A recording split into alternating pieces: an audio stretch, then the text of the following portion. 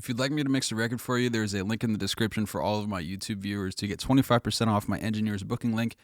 If my mix price is still way out of budget for you, shoot me a DM on Instagram or a message on YouTube, and I will do my best to work with your budget that you currently have available to you at this time. Thanks for your support, and I hope you guys learned something in this video. Peace. Hey everybody, so I'm going to be doing Let's Mix a little bit differently from here on out. I'm going to break up each video into roughly 30-minute sections, upload them in parts, and do both a non-commentary and a commentary version of the videos. The commentary version is going to be the exact same as the non-commentary version. I'll just be talking over it and explaining my thought process. I can't mix and commentate at the exact same time. One thing gets neglected. I either don't fully articulate my thoughts the way that I would like to, or the mix doesn't turn out as good as it possibly could. So in order to combat that, you're going to get two versions of each video. All of this in an effort to make sure that you guys get the best possible knowledge and information while also getting my best version of a certain mix. So without further ado, here's the video. What is going on, guys? So this is going to be the first of a new format for the Let's Mix series. I'm going to do one version that is just going to be this exact same video but without me commentating, and then one with me commentating, because I realized it is impossible for me to actually mix to my fullest potential and also talk at the same time. It's just not going to happen, so we're going to separate the two processes. This song is called April Blues by Moni Blue. I found these tracks on the Cambridge Multitrack website. This record is already out in the world, so this is not like what you'll hear when you listen to it on streaming services or anything like that. That being said, I love this song and it's awesome. At this point, I'm just listening to the song, familiarizing myself with the record and the content of the record. The story that she's telling, the arrangement, all that stuff. On the screen, you can see an energy map that I drew. This is essentially the general layout of the song, how it moves, how it pushes and pulls, and what I want my mix to emphasize, basically. While this first pass is going on, I'll break that down for you real quick. So the intro of this song is very much chill. She says, laying in my bed, something, something, something. Anyway, it's like a really intimate moment. So as you can see, the first verse is pretty low on the energy map. The first pre-chorus builds a little bit, and then the first chorus and refrain, it kind of explodes out a little more. Then the second verse, they pull the energy back a little bit, but it's still higher than it was in the first one because the drums are in there, the bass is in there, there's just more energy overall. The second pre-chorus kind of builds the same way the first one does, and then the second chorus and refrain have more or less the same vibe as the first one, but there's extra vocal layers and there are extra guitar layers, just some extra sort of ear candy here and there. And then there's the bridge / breakdown section, which is really the biggest scene change other than between the first verse and the first chorus, I think. But again, there's still like claps and snaps and the piano comes back. It's still a little bit more energy than the beginning. There's also like that delay on her vocal. So we're going to pull it back there, and then the outro is going to be a little bit less intense than the last chorus because it's kind of it's the end. We're winding down, you know?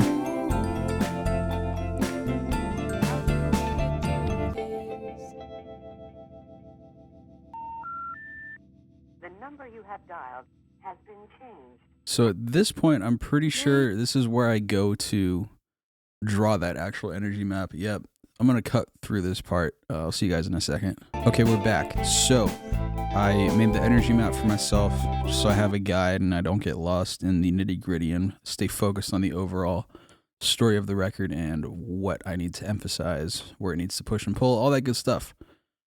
Right here, I'm trying to sort through all the guitar layers, kind of figure out what's going on. There's something like 12 layers of electric guitars, so it took me a little bit to, you know.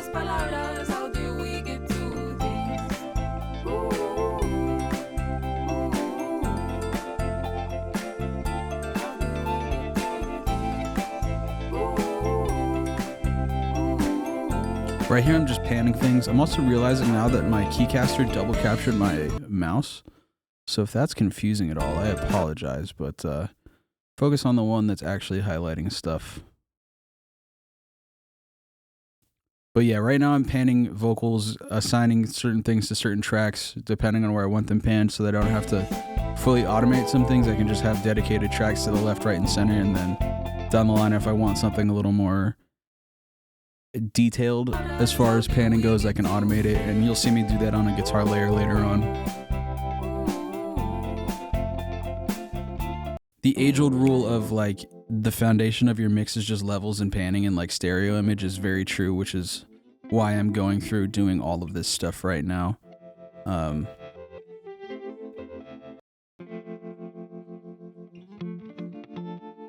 Here I'm still just decoding what all the guitar layers are doing. I'm still kind of like, what's this, what's that?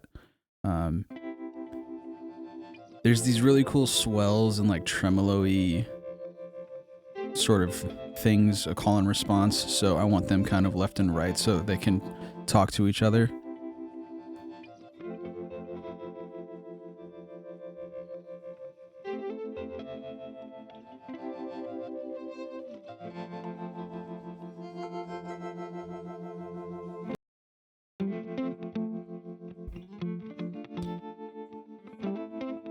This is also not something you want to rush through. You kind of just want to really take the same amount of time and attention that the artist gives their art, because that's what they deserve. You don't want to rush through it. You don't want to get it over with, if you will.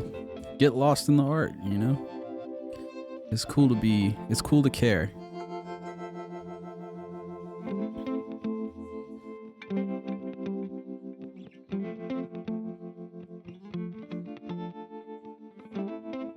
It's really weird sometimes looking back on these recordings and trying to like read my own mind, to figure out what exactly I'm thinking, what I was thinking. Most of the time I'm kind of like, yeah, I can kind of see where my thought process was at that moment in time, but it's still kind of, it's just weird.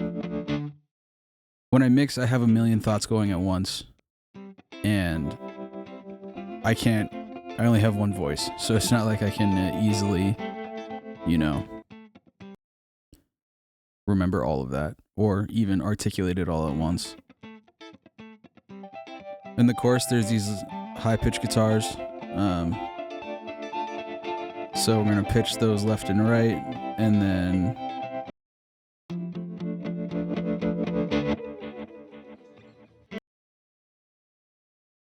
still just sorting.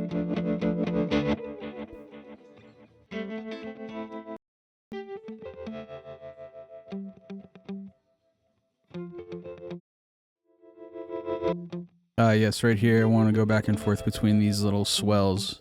They're all on one track, and thought it would be nice if they were, one was left, one was right, or every other one was left and right.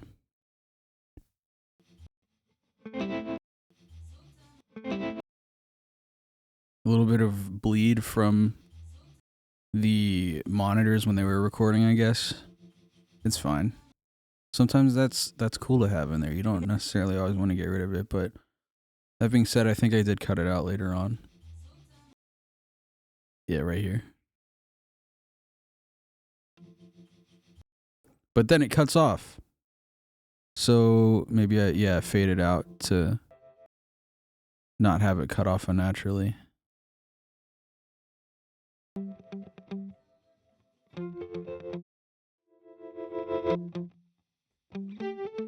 I'm realizing right now that that second layer of swells right there is not actually panned right. But there we go.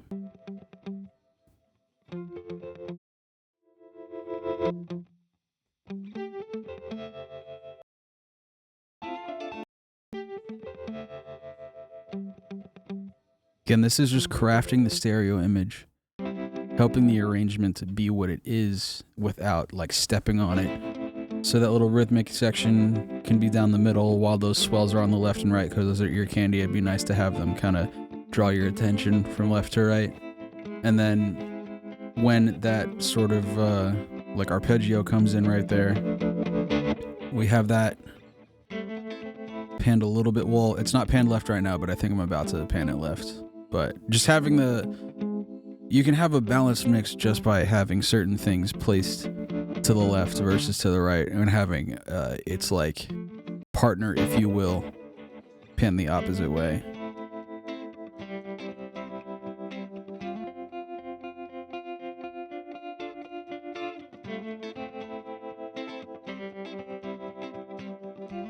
Now this is the chorus, and this is what needs to be the biggest section of the song, so trying to figure out exactly how to pan everything is pretty important there.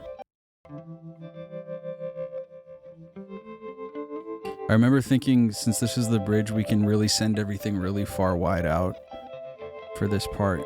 That'd be nice. I'm pretty sure I unsoloed the guitars there just to remember the context of where I'm at that point in time.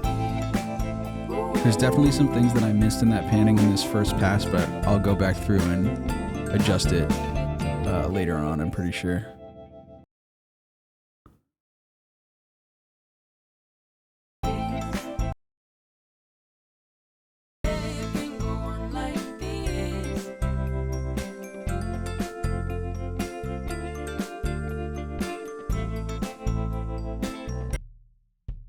So at this point, I'm getting started mixing the drums. Live drums at least, are a lot different than mixing samples. Samples, oftentimes, all you really need is to level them, and that's it. There's nothing else. Like, you don't need to compress them more because they're already compressed to shit. Just get a good level on it, and then go from there. So right here, I'm doing my favorite little neutron phase trick, making sure that the kick in and kick out are in phase with each other. When you have two mics on the same source, and at different distances from the same source, that can end up causing phase issues down the road. So it's good to make sure you have all your physics in check before you get too deep in the weeds of the creative process.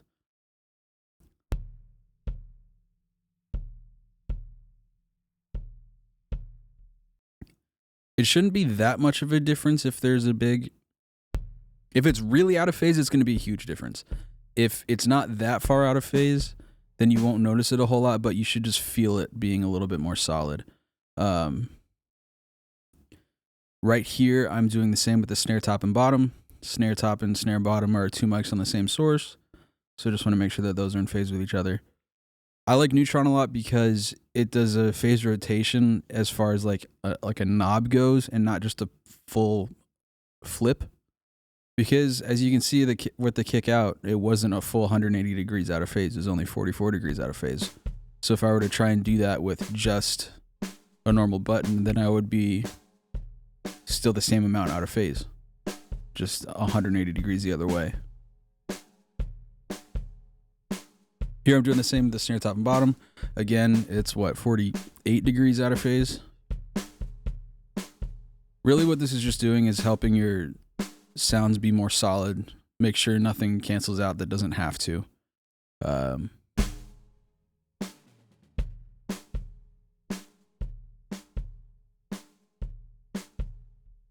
Right there, I'm just clip gaining the snare bottom down and the snare top up to get the right sort of image on the snare that I want. I also didn't use any samples. I didn't use any triggers for this. I kind of just wanted to use the sound of the live drums. I do a lot of live mixing, and that's often what I'm stuck with. I don't have the luxury of triggering everything, especially because I'm working with the venue's gear. I don't own my own rig, my own front of house rig. So you just got to make do with what you got. And live drums have a certain amount of personality that you just can't get with samples. So it doesn't mean that they're worse. They're just different. That might bother some people, but like, this song is not really, like, it should be danceable for sure, but it's not like the kick and snare have to be absolutely the exact same the whole way through the song. Like, that gets boring as far as I'm concerned. Bringing the hi-hat in. I noticed with these drums that they tracked, it seems like they tracked the kick, the snare, and the toms separately from all the overheads and the cymbals, which I am not personally the biggest fan of that. I understand why people do it. It's for the sake of recording quality and preventing bleed. But again, sometimes the bleed is where the personality comes from, you know? Like, man, on Van Halen records, they were all in the same room, and Eddie's amp was fucking ripping through the drum recordings, but it's fine. It's cool. It's whatever, man. Perfect mixes don't exist, and the more close to perfect they are, the more boring they are, as far as I'm concerned.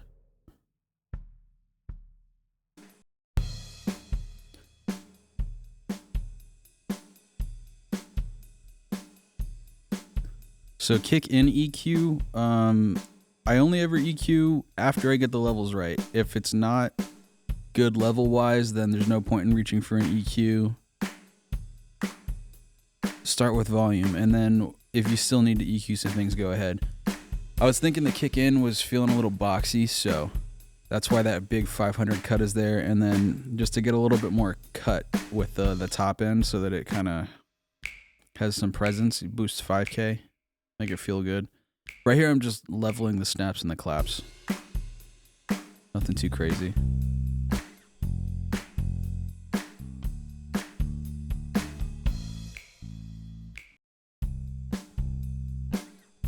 I'm not getting too deep with the plugins yet. As you guys can tell, it's really just a bunch of good levels. Just making sure the bass feels good in relation to the kick. Don't want to blow it out too crazy. This 1176 plugin just came out. It's an emulation of Greg Wells' personal 1176 that he bought a couple of years ago, and I love it. I'm still demoing it. I haven't bought it yet, but it's awesome. One of the reviews, I think from Andrew Shep, said that it's very much so an 1176, but it does sound different from pretty much every other 1176 you'll get. The transformer saturation and the character of that particular unit is just really unique, and it just kind of gives it a different type of life that other 1176s don't.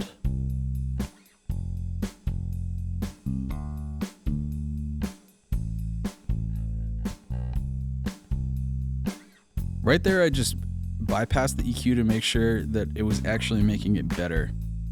Because if it's not making it better, then there's no point whatsoever.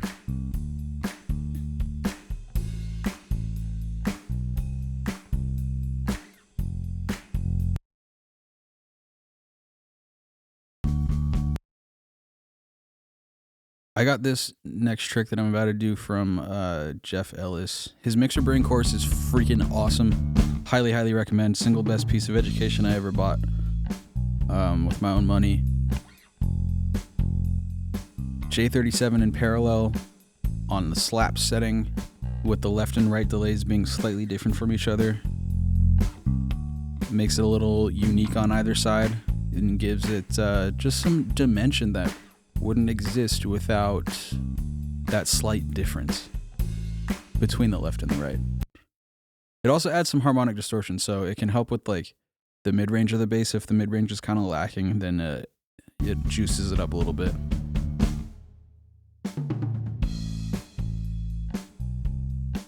Now, the thing with live drums and compression in general is it can be a great tool, but it can be really easy to suck the life out of some things. So only use it where you need to.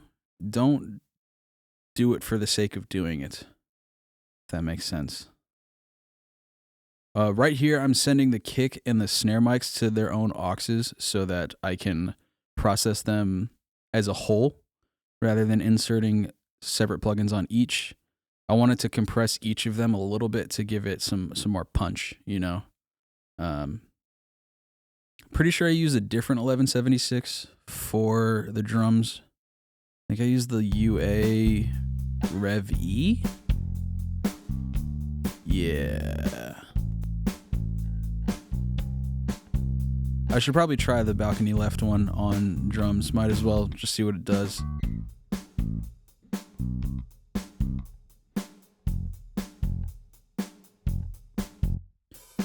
Makes it feel a little more solid. But again, if I hit that too hard, then it would probably sound unnatural, and I wanted to keep the juice of the live recordings, the personality of the live recordings in there. You don't want to step on it too much. And this is a API 2500 on the drum bus, just giving the whole kit a little gentle squeeze. Nothing too crazy though, just tapping it.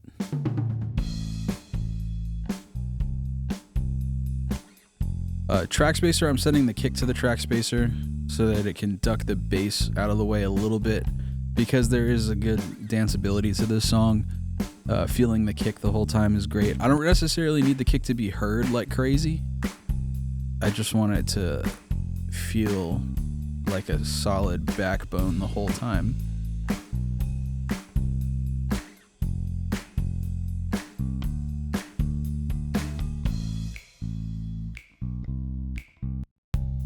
I remember thinking that 200 got a little bit muddy on certain notes, so that's why I adjusted that EQ there just now. Right here, we're sending the bass to a magic switch to spread it out a little bit.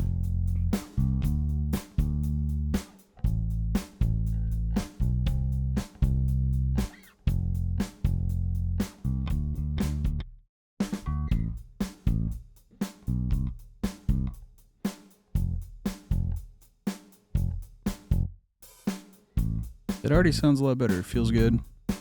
Everything's about where it needs to be.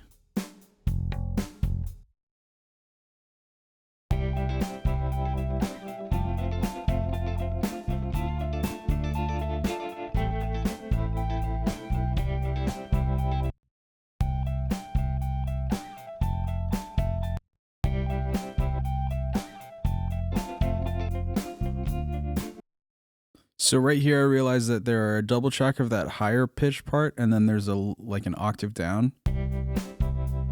It's not even an octave down to the same part. It's like an arpeggio of the chords.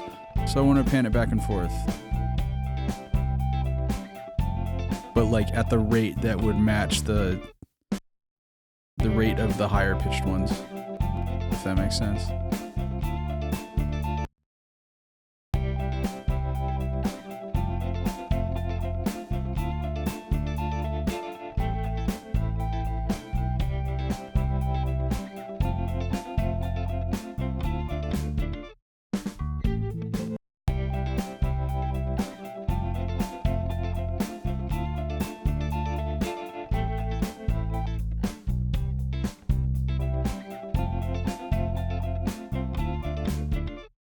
Right there, I just turned those 3 layers down a little bit because that funky rhythm guitar part was getting a little bit drowned out.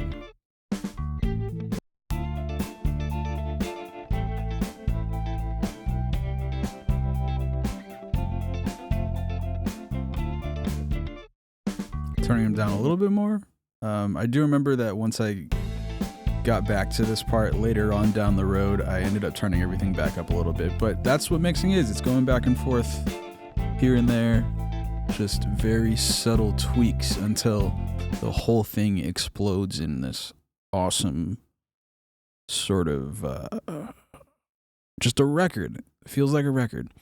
Okay, guitars with reverb. I did this on the first Let's Mix, sending every individual guitar layer to the same reverb and panning their sends the opposite way that their inserted track is panned. So if a layer is panned left, then its send goes to the right, and vice versa. I've been doing this for a while.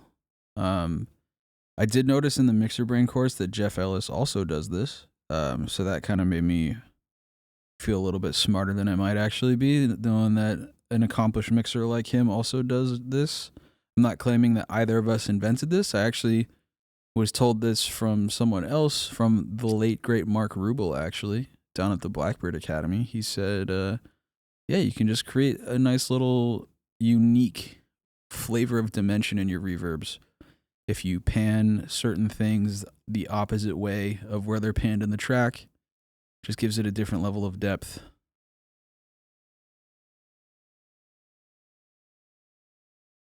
think I go with the Magma Springs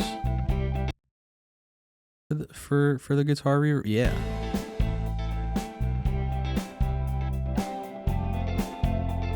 This song is about like leaving a relationship and then that one person wanting to get closer once they realize they'd already lost them. Not gonna lie, I've been there before, but that's besides the point. So I kind of wanted to emphasize that sort of sense of nostalgia in a way where, if you guys didn't know, nostalgia actually, the definition of it, I'm pretty sure something along the lines of thinking something was better in the past when it wasn't actually better.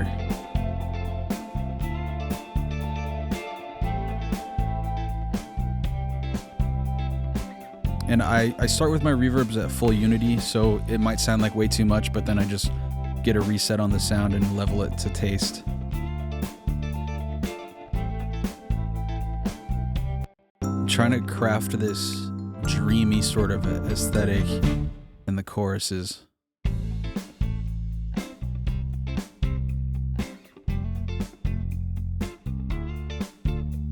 Really across the whole song, but we're gonna have it like really build out in the choruses. That's kind of what they gave me in the arrangement. Well, not me, that's what they gave us in the arrangement, the listener. Like I said, the song's already been mixed and released. I just found the stems on the Cambridge site, so wanted to give it a go because I really liked it.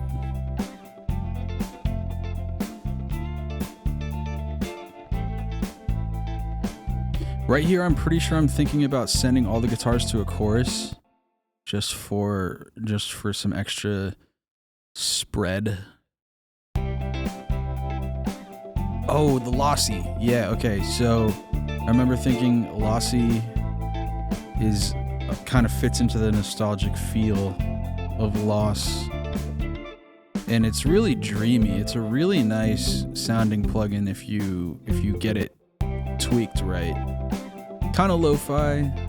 It does more than just like the lo-fi filter thing. It does like packet loss and some bit crushing in a very subtle amounts. And you get really unique weird effects out of it. So we have both the lossy and the spring reverb being fed by the guitars as of now.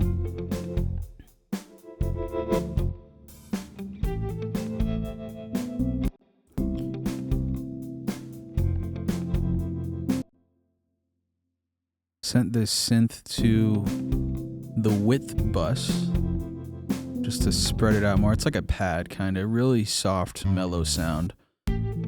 So I wanted it to kind of like wrap around the whole track. And I did that with a little bit of micro shift, I believe. Notice again with that pad, I turned it down before I even thought about reaching the EQ, and then when I got it to a decent level, it still felt a little low, mid, heavy. Whereas that sound really lives in that area, but I just cut a little bit more of it. Right here I'm turning the snare up, adjusting the balance between the top and bottom.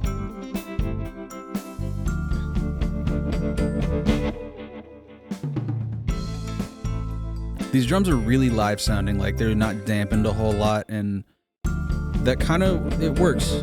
It works for this. I know right here I'm thinking, should I process the toms heavily or should I just let them be what they are? Because there's no bleed in the tom mics, it's just the tom. And all I'm doing is panning them.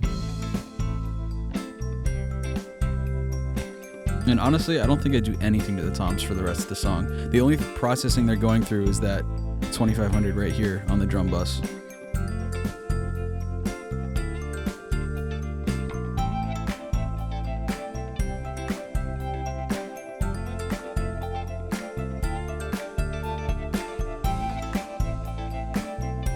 Really pillowy sounding kick too, so you're not gonna get a whole lot of like smack from that.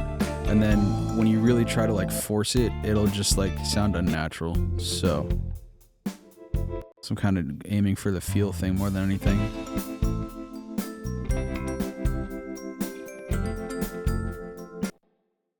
Realized that I didn't route the bells to their aux. So that's why that fader didn't make any level changes just now.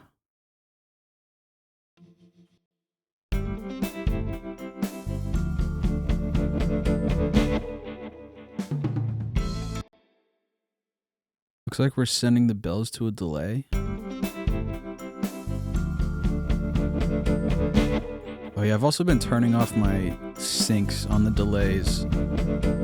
It doesn't need to be on the grid, man. Just like feel it out, you know? It's more human. This is a plugin from Waves called Space Rider. It's a delay, a chorus, and a reverb all in one, and it creates some really nice atmospheres.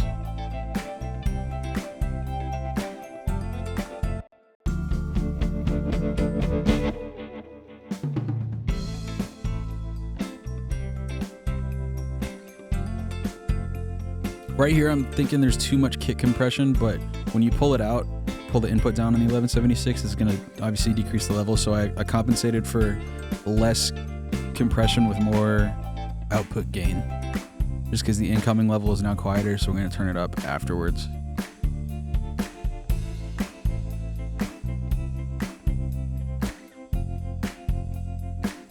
Here's where I go to adjust that lower panning on that guitar to be at the same rate as the notes are strummed.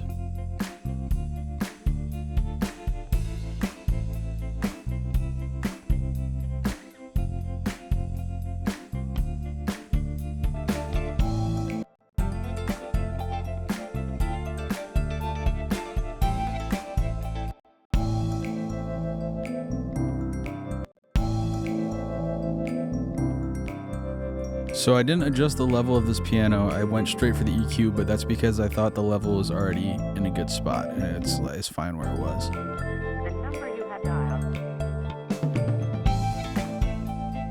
And this is a good like bass for the mix for the instrumental part. Again, not a whole lot that I did, but it does feel cleaner than it did, and it's a good balance. Oh, right here I'm checking my loudness that I'm listening at.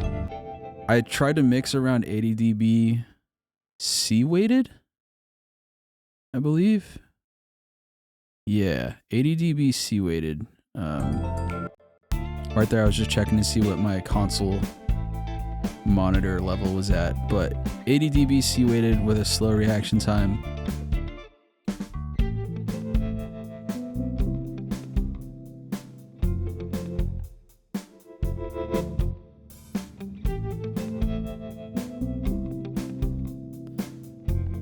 You'll notice that the kick is very inconsistent as far as how the velocity changes between each hit, which, again, some people might not like, but I think it adds to the humanity of the whole thing, you know?